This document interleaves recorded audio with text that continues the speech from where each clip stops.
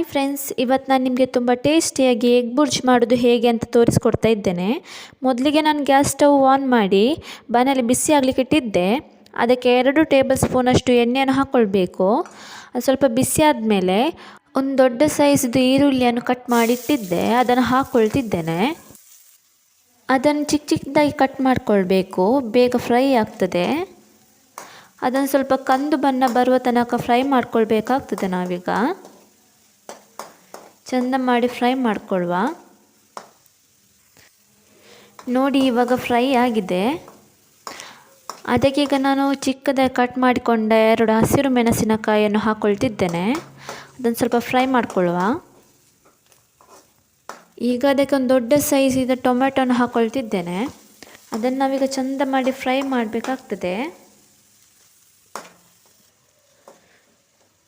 ನೋಡಿ, ಫ್ರೈ ಆಗ್ತಾ ಉಂಟೀಗ.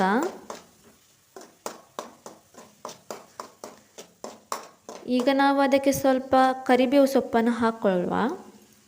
ಅದನ್ನು ಸ್ವಲ್ಪ ಫ್ರೈ ಮಾಡಿಕೊಂಡ್ರೆ ಸಾಕು. ನಾನೀಗ ಅದಕ್ಕೆ ರುಚಿಗೆ ತಕ್ಕಷ್ಟು ಉಪ್ಪನ್ನು ಹಾಕ್ಕೊಳ್ತೇನೆ. ಹಾಕಿ ಚಂದ ಮಾಡಿ ಫ್ರೈ ಮಾಡ್ಕೊಳ್ತೇನೆ. ಈಗ ಅದು ತುಂಬ ಟೊಮೆಟೊ ಎಲ್ಲ ಮೆದುವಾಗೋ ತನಕ ಸಹ ನಾವು ಫ್ರೈ ಮಾಡ್ಕೊಳ್ಬೇಕು, ಇಲ್ಲದ್ರೆ ಅದು ಬೇಯೋದಿಲ್ಲ ಅಲ್ವಾ. ಹಾಗೆ ನಾವು ಅದು ಮೆದುವಾಗೋ ತನಕ ಸಹ ಫ್ರೈ ಮಾಡ್ಕೊಳ್ಬೇಕು.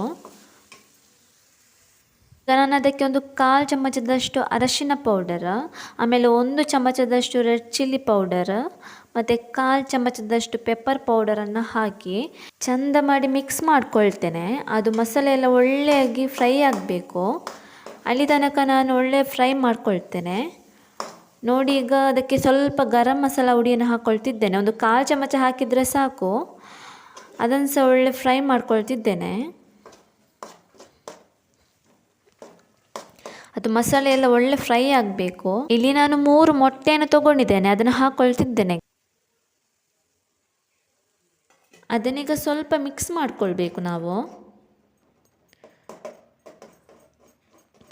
ಅದೆಲ್ಲ ಮಿಕ್ಸ್ ಮಾಡಬಾರ್ದು, ಸ್ವಲ್ಪ ಮಿಕ್ಸ್ ಮಾಡಿಕೊಳ್ಬೇಕು. ಈಗ ನಾವು ಅದು ಸ್ವಲ್ಪ ಗ್ಯಾಸನ್ನು ಸ್ಲೋ ಇಟ್ಟು ಗಟ್ಟಿ ಆಗಲಿಕ್ಕೆ ಬಿಡುವ. ಸ್ವಲ್ಪ ಗಟ್ಟಿ ಆಗ್ತಾ ಬರುವಾಗಲೇ ಅದನ್ನು ಮೆಲ್ಲ ಮೆಲ್ಲ ಸೌಂಟಲ್ಲಿ ತಿರುಗಿಸ್ಬೇಕಾಗ್ತದೆ. ಎಲ್ಲ ಒಮ್ಮೆಲೆ ಮಿಕ್ಸ್ ಮಾಡಿಕೊಳ್ಬಾರ್ದು. ಎಲ್ಲ ಮಿಕ್ಸ್ ಮಾಡಿದರೆ ನಮಗೆ ಮೊಟ್ಟೆ ತಿನ್ನಲಿಕ್ಕೆ ಸಿಗೋದಿಲ್ಲ. ಹಾಗೆ ನಾವು ಮೆಲ್ಲ ಮೆಲ್ಲ ಸ್ವಲ್ಪನೇ ಮಿಕ್ಸ್ ಮಾಡ್ಕೊಳ್ತಾ ಇರಬೇಕು. ನೋಡಿ, ಈಗ ಸ್ವಲ್ಪ ಗಟ್ಟಿ ಆಗ್ತಾ ಬರ್ತಾ ಇದೆ. ಅದು ಫುಲ್ ಡ್ರೈ ಆಗೋ ತನಕ ನಾವು ಮಿಕ್ಸ್ ಮಾಡ್ಕೊಳ್ತಾ ಇರಬೇಕು. ನಿಮಗೆ ಅದಕ್ಕೆ ಬೇಕಾದರೆ ಬೇರೆ ವೆಜಿಟೇಬಲ್ ಆ ಥರ ಆ್ಯಡ್ ಮಾಡ್ಕೊಳ್ಬೋದು. ಕ್ಯಾರೆಟ್, ಕ್ಯಾಪ್ಸಿಕಮ್ ಯಾವುದಾದ್ರೂ ತರಕಾರಿ ಸಹ ಆ್ಯಡ್ ಮಾಡ್ಕೊಳ್ಬೋದು ನಿಮಗೆ. ನಾನಿಲ್ಲಿ ಮೊಟ್ಟೆಯನ್ನು ಮಾತ್ರ ತಗೊಂಡಿದ್ದೇನೆ. ಹಾಗೆ ಈಗ ಅದು ಫ್ರೈ ಆಗ್ತಾ ಬಂದಿದೆ. ನೋಡಿ, ಫ್ರೈ ಆಗ್ತಾ ಇದೆ. ಅದಕ್ಕೆ ಕೊನೆಯದಾಗಿ ಸ್ವಲ್ಪ ಕೊತ್ತಂಬರಿ ಸೊಪ್ಪನ್ನು ಹಾಕ್ಕೊಳ್ಳುವ. ಅದನ್ನೊಂದು 2 ನಿಮಿಷ ಫ್ರೈ ಮಾಡಿಕೊಂಡ್ರೆ ಸಾಕು. ನೋಡಿದ್ರಲ್ವ ಫ್ರೆಂಡ್ಸ್, ಎಗ್ ಬುರ್ಜಿ ಹೇಗೆ ಮಾಡೋದು ಅಂತ. ತುಂಬ ಟೇಸ್ಟಿಯಾಗಿರ್ತದೆ. ನೀವು ಒಮ್ಮೆ ಈ ಥರ ಮಾಡಿ ನೋಡಿ. ಹಾಗೂ ಸಬ್ಸ್ಕ್ರೈಬ್ ಆಗಿಲ್ಲ ಅಂದರೆ ಸಬ್ಸ್ಕ್ರೈಬ್ ಮಾಡಿ.